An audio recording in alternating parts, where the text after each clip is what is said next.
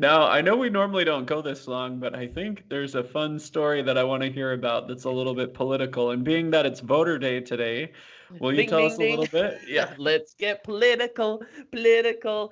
I keep singing that song. We should probably have like a little intro with that when we when I'll we work get on it. it. All Yeah. right. So Donald Trump's iPhone is getting hacked by spies. We love talking about spies. We love talking about President Trump. And when you can take President Trump and spies and put them together and make a tech story out of it, this is It gold. makes our minds melt, like all those people at BlizzCon. Ah! So it turns out Donald Trump has three cell phones that the NSA has taken apart, made them super secure. I don't know if it launches up to Sputnik and back down. Well, it wouldn't be Sputnik. That would be a Russian satellite. But, I'm not sure how they make it so secure. But one of the features they have is he's not allowed to keep any contacts on those three phones. Probably in case somebody picks it up, they can't figure out who he's calling right away, right? So Right. no contacts. So when he calls his buddies, do you think he goes to one of his secure phones? No. No. He picks up his iPhone that he's had forever. Just Oh gonna call my no. buddy here, Bill Gates. Boop. Right? So that's what he's doing.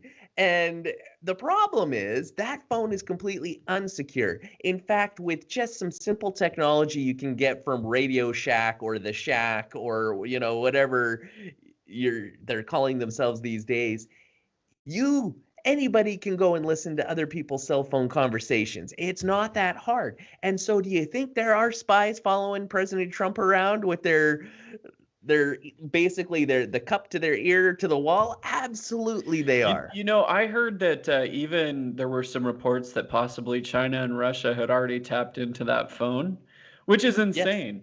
they I mean, both admitted it. Both. how They how even said, of course we do. how could they even figure out what that phone number is in the first place? People are, really on top of it when it comes Oh to. yeah. So basically Russia said, of course we're listening to President Trump when he uses this phone. It's great entertainment, but we know he loves Putin, so of course we do nothing. So that's what Russia says. China goes, "Oh yeah, man. We use it to manipulate him." Because he's got all kinds of business ties in China. So we talk to his buddies and we're like, hey, President Trump's putting all kinds of tariffs on China. Do you think you could soften him up a bit? And by the way, I heard him say this to you about that. If you talk Whoa. about this to him, then perhaps you can alter President Trump's policies. If this So was a Netflix show, I'd watch it. I'd Sounds watch that interesting. show. I'd watch this show. Yeah. So, anyways, that's what's fascinating. And then the best part, this is kind of the punchline to the whole situation.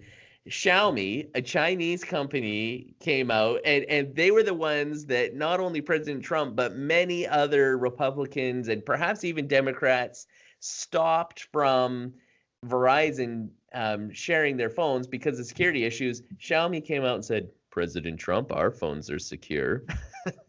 Also made in China. Would you like to use one of ours? So there you Crazy. go. Yeah. Well, I really enjoyed that political story there, Matt.